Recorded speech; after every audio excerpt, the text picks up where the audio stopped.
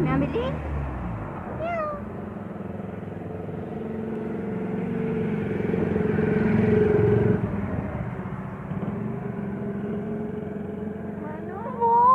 ਕੁਝ ਨਹੀਂ ਕਹਿ ਰਹੀ ਇਹ ਘਰ ਦੀ ਪਾਲਤੂ ਆ ਕਿਸੇ ਦੀ ਚੁੱਕ ਕੇ ਲੈ ਕੇ ਚੱਲੀਏ